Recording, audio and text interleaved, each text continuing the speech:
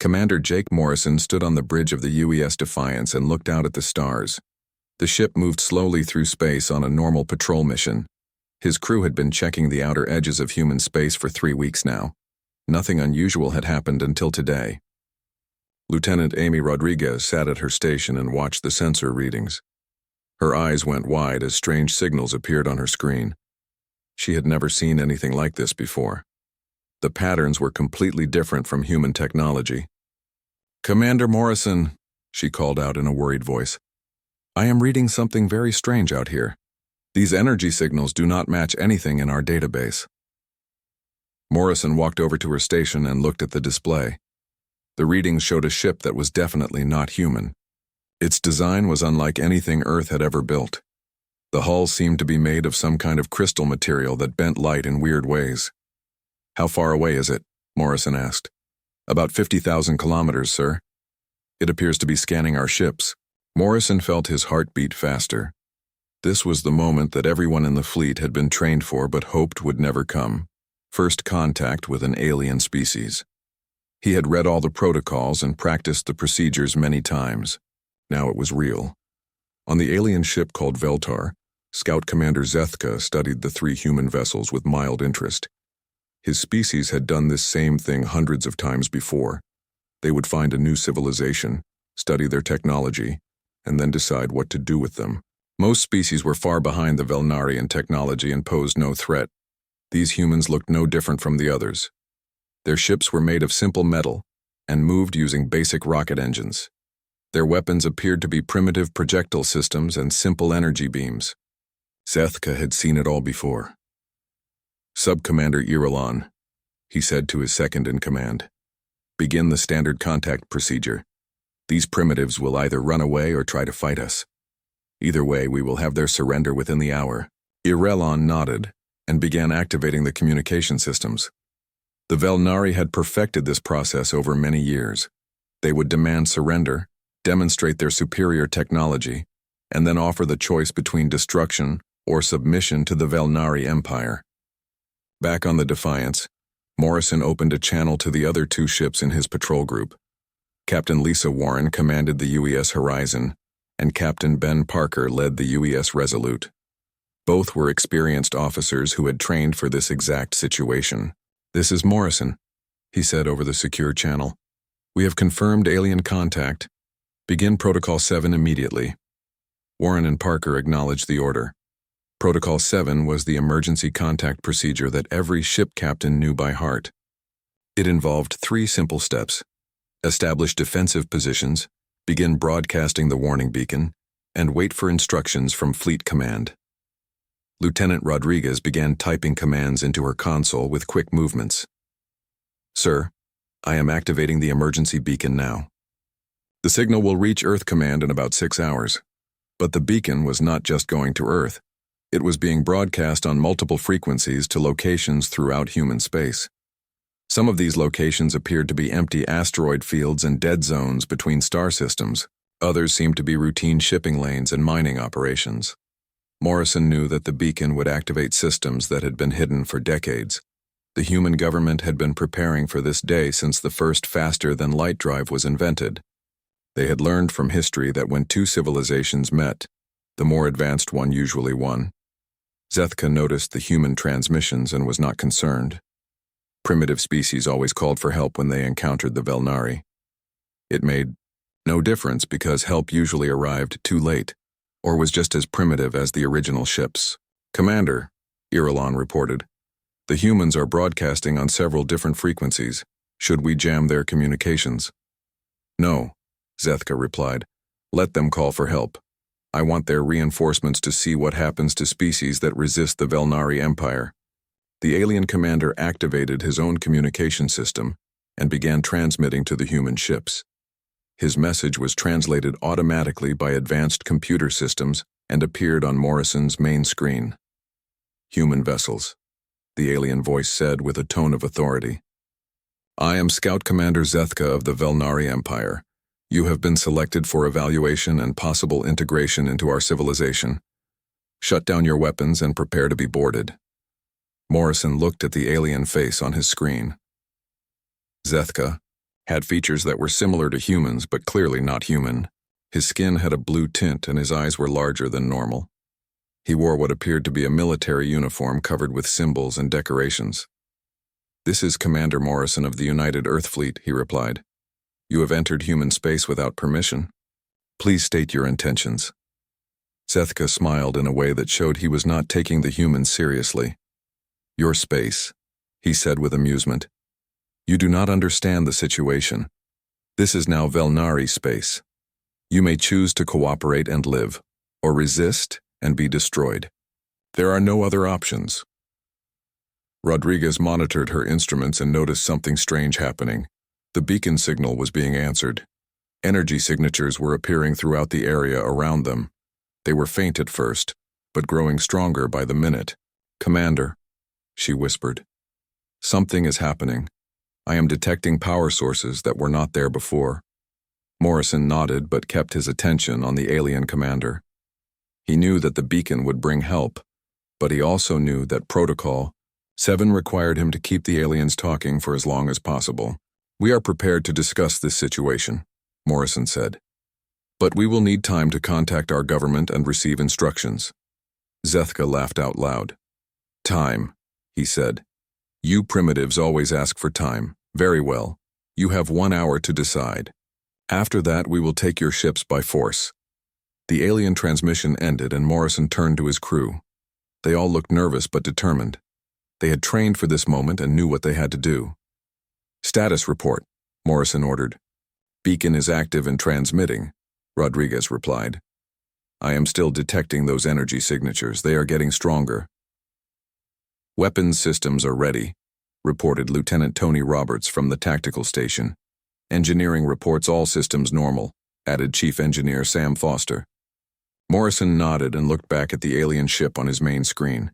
He could see that it was much larger than any of the human vessels and appeared to have advanced weapon systems, but he also knew that appearances could be deceiving. The next hour would determine the future of human and alien relations. Morrison hoped that the protocols they had trained for would be enough to handle whatever came next. Outside in space, things that had been hidden for years were beginning to wake up. The emergency signal from Morrison's fleet traveled faster than light across human space. It reached Earth in 6 hours and immediately triggered responses that had been planned for decades. Admiral Helen Brooks sat in her office at Fleet Command when the alert came through her personal communication device. She looked at the message and felt her heart race. After 40 years of military service, the moment she had trained for was finally here. First contact with an alien species was no longer theoretical. It was happening right now on the edge of human territory. "Activate Operation Dark Sky," she said to her assistant. "Send the authorization codes to all hidden platforms and stealth units." This is not a drill. The authorization codes went out immediately to locations throughout human space. Most people did not know these locations existed. They appeared to be normal asteroid fields, empty space between star systems and routine mining operations. But they were actually much more than they seemed. In an asteroid field near the Centauri system, what looked like a large space rock began to change. Panels opened on its surface and powerful engines started to glow. The asteroid was actually a massive defense platform that had been hidden there for 20 years. Commander Chris Henderson had been waiting on this platform with his crew for 2 years. They lived in comfortable quarters inside the artificial asteroid and maintained the systems that would be needed if aliens ever found human space. Today was the day they had been preparing for. "All stations report ready," his executive officer reported. "Weapon systems are charging and stealth field is disengaging." Henderson nodded and opened a communication channel to other hidden platforms throughout the region. One by one, they reported their status as ready for combat. There were more platforms than anyone except the highest levels of government knew about. Back near the alien contact point, Morrison watched his sensors with growing amazement. The empty space around his small fleet was filling up with energy signatures. Ships were appearing out of nowhere as their stealth system shut down. What had looked like 3 small patrol vessels was becoming something much larger. Lieutenant Rodriguez could barely believe her readings. "Sir, I am counting 50 ships now. No, wait, 70 ships. The number keeps growing." Zethka on the alien vessel was also watching his sensors with growing concern. His tactical officer Subcommander Irulan was reporting readings that seemed impossible. "Sir, there are now over 100 human vessels in this area. Our initial scan showed only 3 ships. Where did they all come from?"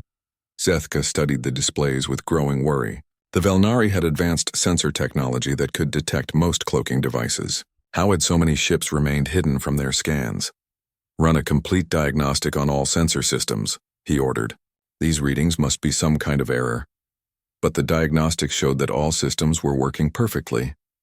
The human ships were real and they were appearing at an alarming rate. Each new vessel that decloaked was larger and more advanced than the original 3 patrol ships. Captain Ben Parker commanded one of the largest ships to appear. The UES Phantom was a stealth dreadnought that had been observing alien movements for months without being detected. His ship was over 2 kilometers long and carried enough firepower to destroy a small moon. "This is Captain Parker to all units," he transmitted on a secure channel. "Form defensive positions around the contact area. Do not fire unless fired upon, but be ready for anything." The human fleet was growing larger every minute. Ships continued to decloak and take positions around the alien scout vessel.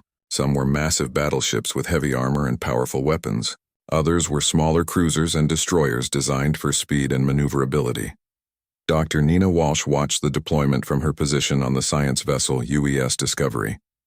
She was one of the few people who knew the full extent of humanity's hidden military capabilities.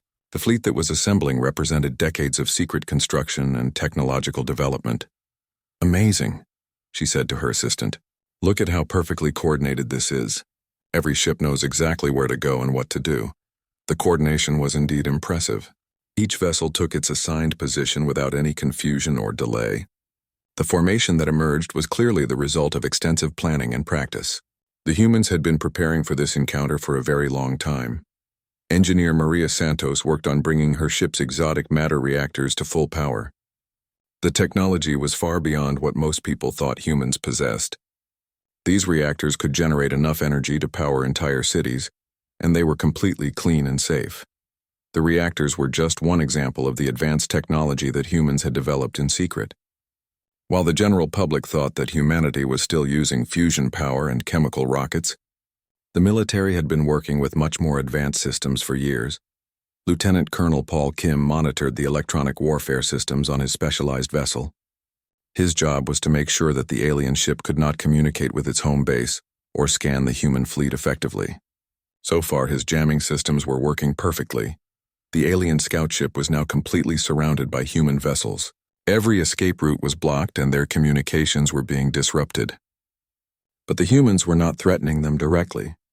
They were simply demonstrating that the situation had changed dramatically. Zethka tried to contact his home fleet, but found that his long-range communications were not working. Every time he tried to send a message, it was blocked by some kind of interference. The humans were using jamming technology that was more advanced than anything in Velnari databases. "Sir," Irulan reported with obvious fear in his voice, "I count over 200 human vessels now. Their jamming is preventing us from calling for help. We are completely cut off." Zethka felt something that his species rarely experienced. For the first time in his military career, he was facing an enemy that might be superior to the Velnari. The humans had demonstrated technological capabilities that his intelligence report said they did not possess. Captain Lisa Warren coordinated the sensor sweeps from her command vessel. The human fleet was systematically scanning the alien ship and recording every detail of its construction and technology. This information would be invaluable for future encounters with alien species. "We are getting complete readings on their hull composition, weapon systems, and propulsion technology," she reported to Morrison. "Our science teams will have years of material to study." Morrison acknowledged the report and opened a channel to Admiral Brooks on Earth. The transmission would take 6 hours to reach its destination, but it was important to keep Fleet Command informed of the situation. "Admiral, this is Morrison reporting. First contact is proceeding according to plan. Operation Dark Sky has been successfully activated, and we now have full fleet deployment in the contact area. The alien vessel appears to be a scout ship and is currently surrounded and contained." As he finished the transmission, Morrison looked at the tactical display showing the massive human fleet that had assembled around the small alien vessel. The aliens had expected to find 3 primitive ships. Instead, They had discovered that humans were far more advanced and better prepared than anyone could have imagined. The real revelation was just beginning. The human fleet continued to grow as more ships dropped their stealth fields and revealed themselves. What had started as 3 patrol vessels was now a massive armada of over 300 warships. Each vessel was more advanced than anything the aliens had seen before. Rear Admiral Chris Henderson took command of the fleet from his flagship, the UES Nemesis. The ship was a command vessel designed specifically for coordinating large fleet operations. Its advanced communication systems could control hundreds of ships at the same time with perfect precision. All vessels report ready for combat operations, his tactical officer reported.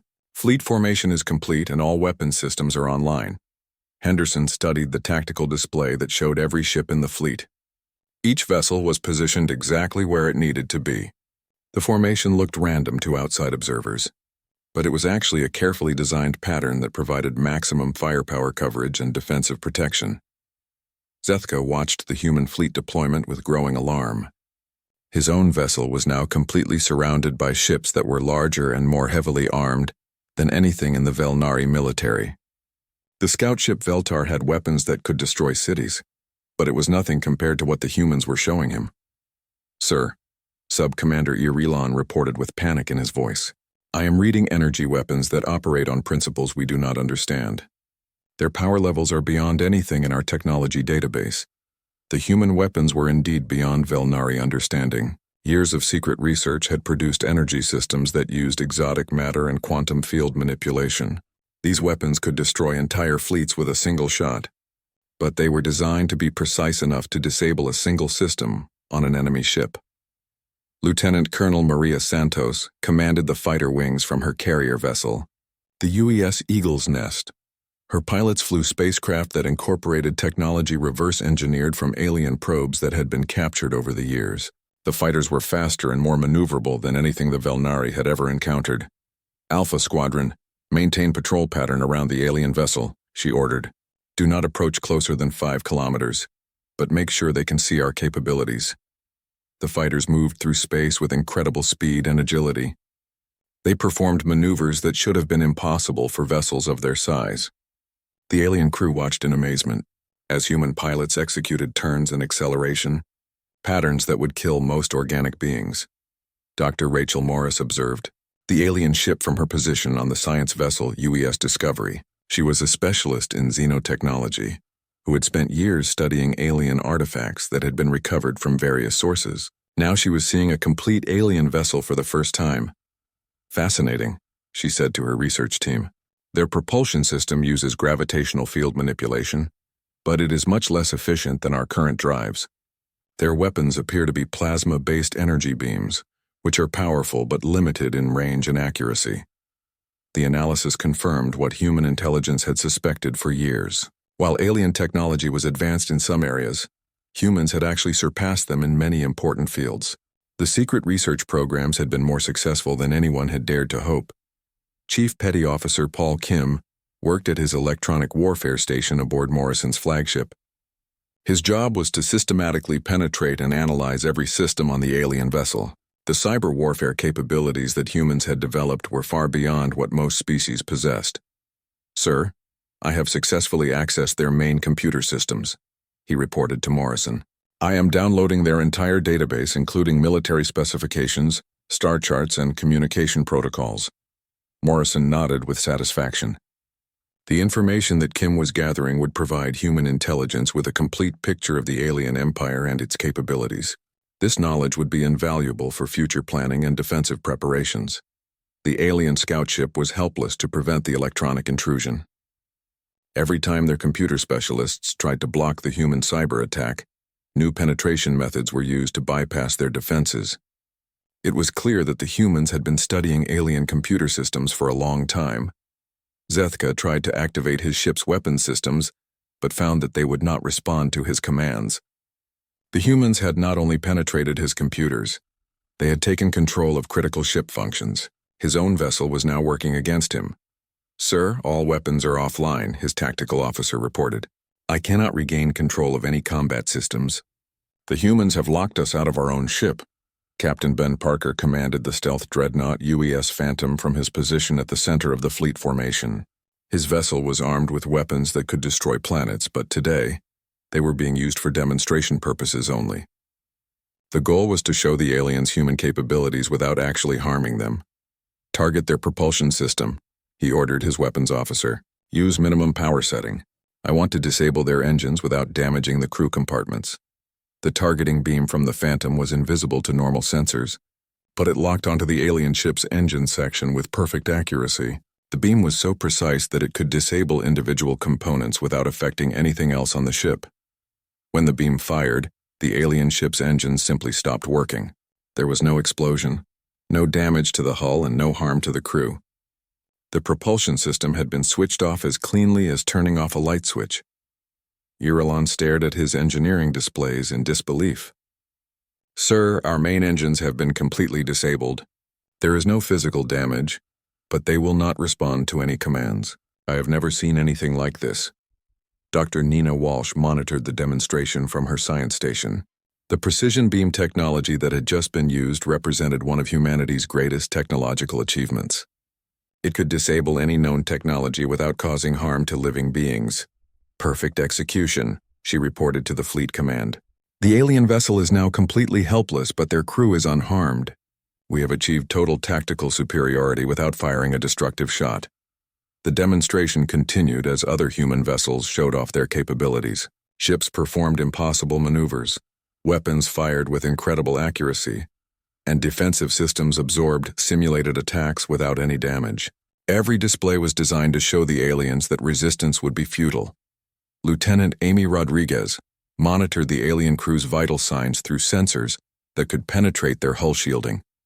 She could see that their stress levels were extremely high, and their fear responses were increasing steadily. Morrison opened a direct communication channel to the alien scout ship. The connection bypassed all of the Velnari communication systems and appeared directly on their main display screen. The technology that made this possible was far beyond anything the aliens possessed.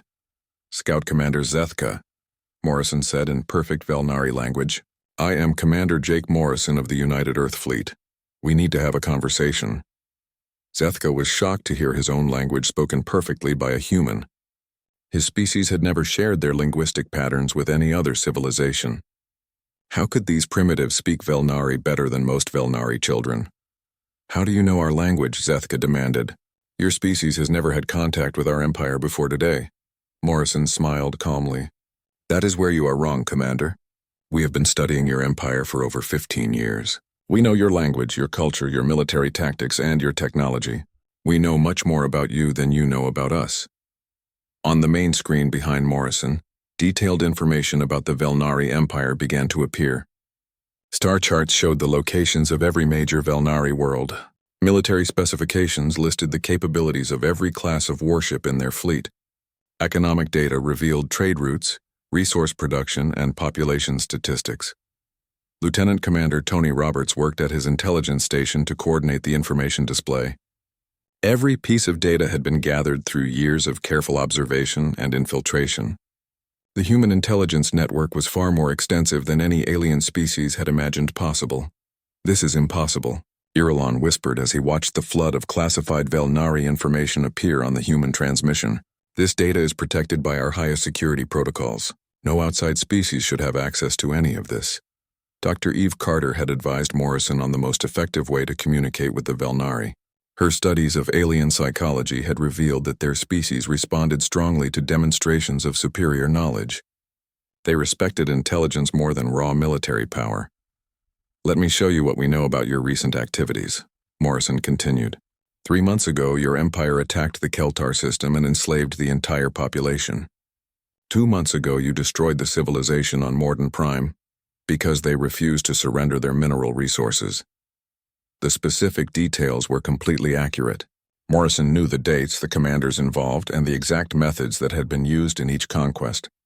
The information was so detailed that it could only have come from direct observation of the events. Agent Sarah. Blake operated from a hidden intelligence facility that had been monitoring alien communications for years.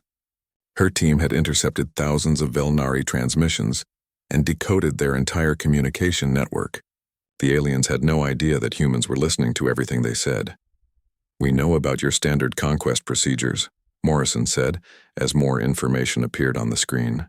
"You locate a primitive civilization, study their capabilities, demand surrender, and then either enslave or destroy them depending on their usefulness."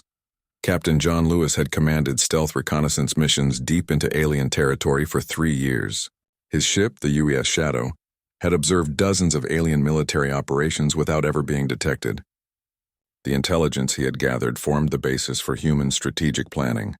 Zethka watched in growing horror as the humans displayed intimate knowledge of Velnari military doctrine, conquered species, and future expansion plans. They knew about operations that were still in the planning stages and had not yet been implemented. "You have been watching us," he said with dawning realization. "Your ships have been in our space observing our activities." "Not just observing," Morrison replied. "We have been inside your computer networks, monitoring your communications and analyzing your technology for years. Every message you send, every plan you make, every decision your leaders take is known to us within hours." The revelation was devastating to Velnari confidence. Their empire prided itself on superior intelligence and advanced technology. To learn that a primitive species had been spying on them successfully for years was almost impossible to accept. Dr. Rachel Morris had spent 5 years analyzing captured Velnari technology. The aliens thought their systems were impenetrable, but human computer specialists had found weaknesses in their security protocols that allowed complete access to their networks. "We know about the 17 species you have conquered in the past century," Morrison continued. "The Zephyrians, the Talmar, the Veclon, and all the others. We have detailed records of how you defeated each civilization and what happened to their populations afterward." The list was completely accurate and included species that the Velnari thought no one else knew about. Some of the conquests had been kept secret even from most of the Velnari population. How could humans have such detailed knowledge of classified imperial history? Lieutenant Amy Rodriguez monitored the psychological effects of the information warfare campaign on the alien crew. Their stress readings were off the charts and several crew members appeared to be experiencing panic responses. The demonstration was having the intended effect. Morrison activated another display that showed real-time surveillance footage of Velnari military bases. The images were being transmitted live from hidden human observation posts throughout alien space. The aliens could see their own ships and personnel going about their daily routines. "These images are being recorded right now at your main fleet base in the Velteran system," Morrison explained. "We can see Admiral Corthan reviewing battle plans for the invasion of the Selenium Nebula colonies. The invasion is scheduled to begin in 6 standard days." Zethka felt his world collapsing around him. The humans were not only watching current Velnari activities, they knew about future military operations that were among the most closely guarded secrets in the Empire. The security breach was total and complete. Colonel Alex Turner coordinated the psychological warfare operation from his specialized command vessel. His job was to demonstrate human intelligence superiority in a way that would convince the aliens that resistance was impossible. The campaign was succeeding beyond all expectations. "We also know about the civil war that is brewing in your empire," Morrison said. "The outer provinces are planning a rebellion against the central government. 3 sector commanders have already begun moving their fleets into position for the uprising." This information was so sensitive that even most Velnari military officers did not know about it. The rebellion was being planned in absolute secrecy by the highest levels of provincial leadership. For humans to know these details meant that their intelligence network reached into the very heart of the Velnari power structure. Major Kate Wilson processed the real-time intelligence data that was flowing in from human agents throughout alien space. The network that had been built over 15 years was now providing a complete picture of Velnari civilization from the inside. "You have a choice to make. Commander Zethka," Morrison said with calm authority, "you can return to your empire and deliver a message from humanity, or you can remain here as our permanent guest. Either way, your days of enslaving primitive civilizations are over." Zethka realized that everything he thought he knew about the galaxy had been wrong. Humanity was not a primitive species waiting to be conquered. They were a highly advanced civilization that had been watching and preparing for this encounter for years. The psychological warfare campaign had achieved its purpose. The aliens now understood that they were completely outmatched in every possible way. The decision was made for Zethka when his ship's systems began shutting down one by one. The lights went out first, followed by the navigation computers, then the weapon systems, and finally the propulsion controls. Only the life support systems remained active, keeping the crew alive in the darkness. Colonel Alex Turner coordinated the cyber warfare operation from his vessel, the UES Blackout. His ship was designed specifically for this type of technological warfare. The quantum computers aboard his vessel could process alien systems faster than the Velnari could adapt to the intrusion. All alien systems are now under our control, his technical officer reported. We have complete access to their databases, weapon systems, and propulsion controls. The crew is unharmed but completely helpless. Turner nodded with satisfaction. The operation had been planned for years and executed with perfect precision. Every alien system had been cataloged and analyzed before the takeover began. The Velnari never had a chance to resist. Major Kate Wilson worked at her quantum computing station, processing the complete technical specifications of the alien scout ship. Every circuit, every component, and every system was being analyzed and recorded for future study. The information would advance human technology by decades. Zethka sat in the darkness of his own bridge and tried to understand what had happened. His ship was completely dead except for the air recycling systems. He could not communicate with his crew, access his computers, or control any ship functions. The humans had taken over everything with surgical precision. "Sir," Irelon called out from somewhere in the darkness, "I cannot access any of our systems. Even my personal communication device has been disabled. We are completely cut off from everything." The alien crew fumbled around in the dark trying to find emergency lighting or backup systems, but every piece of technology on their ship had been systematically shut down by the human cyber attack. They were trapped inside their own vessel like prisoners. Morrison's voice came through the darkness, transmitted directly through the ship's emergency communication system. "Commander Zethka, your vessel will be returned to you in 72 hours. You will carry a message to your empire." The words echoed through the alien ship with perfect clarity. Even though all of their communication systems were offline, the humans could still reach them whenever they wanted. The demonstration of technological superiority was complete. Dr. Amanda Price worked aboard the research vessel UES Discovery, analyzing the complete database that had been downloaded from the alien ship. The information included detailed star charts, military specifications, and scientific data that would keep human researchers busy for years. "This is incredible," she said to her research team. "Their database contains information about hundreds of star systems and dozens of alien species. We now have a complete map of this entire region of the galaxy." The intelligence windfall was beyond anything that human strategists had hoped for. The alien database contained military secrets, technological specifications, and strategic plans that would give humanity a massive advantage in any future encounters. Captain Steve Reed commanded the UES Guardian, one of the ships responsible for escorting the alien vessel out of human space. His job was to make sure that the Velnari understood the message they were being sent to deliver. "Prepare the escort formation," he ordered his crew. "We will guide their ship to the edge of human space and then release them. Make sure they understand that they are being allowed to leave as an act of mercy." The human fleet began to reposition itself around the disabled alien vessel. Powerful tractor beams gently took hold of the scout ship and began moving it away from the contact zone. The aliens had no choice but to go where the humans directed them. Morrison continued his transmission to the helpless alien crew. "The message you will carry is simple. Humanity is not interested in conquest or expansion into alien territory. We want to be left alone to develop our civilization in peace." The peaceful nature of the message was in stark contrast to the overwhelming demonstration of military power that had just taken place. The humans were showing that they could destroy the Velnari Empire if they chose to, but they preferred to avoid unnecessary violence. "However," Morrison continued, "any aggressive action against human worlds or human citizens will be met with total retaliation. We have the capability to destroy your entire empire, and we will use that capability if we are forced to defend ourselves." Zethka listened to the message with growing understanding. The humans were offering his empire a choice. They could leave humanity alone and continue their expansion in other directions, or they could face complete destruction.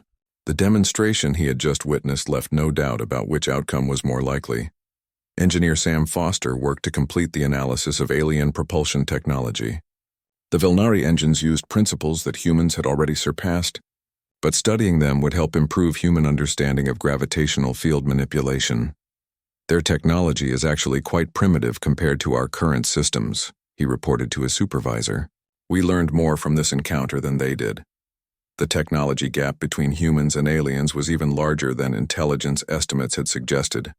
Years of secret research and development had given humanity advantages that no other species possessed. The Velnari were not the most advanced civilization in the galaxy after all. Lieutenant Rodriguez monitored the escort operation as human ships guided the alien vessel toward the edge of their territory. The process would take exactly 72 hours, giving the alien crew time to think about what they had experienced and what they would report to their superiors. Escort formation is proceeding normally, she reported to Morrison. The alien vessel is being moved along the designated course without any complications. Dr. Nina Walsh observed the entire operation from her position on the command vessel. The demonstration had achieved all of its objectives without causing any permanent harm to the alien crew. It was a perfect example of how superior technology could be used for defensive purposes. As the hours passed, systems aboard the alien ship began coming back online one by one. First the lights returned, then basic computer functions, and finally the communication equipment. But the propulsion systems remained under human control until the very end. When the scout ship reached the edge of human space, all of its systems were suddenly returned to full function. The aliens found themselves in complete control of their vessel once again, free to return to their empire with the message they had been given. Zethka looked back at the area where the human fleet had been assembled and saw nothing but empty space. The massive armada had vanished back into stealth mode, invisible once again to alien sensors. But he knew they were still there, watching and waiting. The last thing he saw was a simple text message that appeared on his main screen. Remember what you have learned here today. Share this knowledge with your leaders. Choose your future actions carefully. As the Veltar began its long journey back to the Empire, Zethka understood that his species had just encountered something completely unprecedented. They had found a civilization that appeared primitive, but was actually more advanced than they were, a species that had been watching them all along and preparing for this moment. The galaxy would never be the same again. The age of Velnari expansion was over, and a new era of human influence was beginning.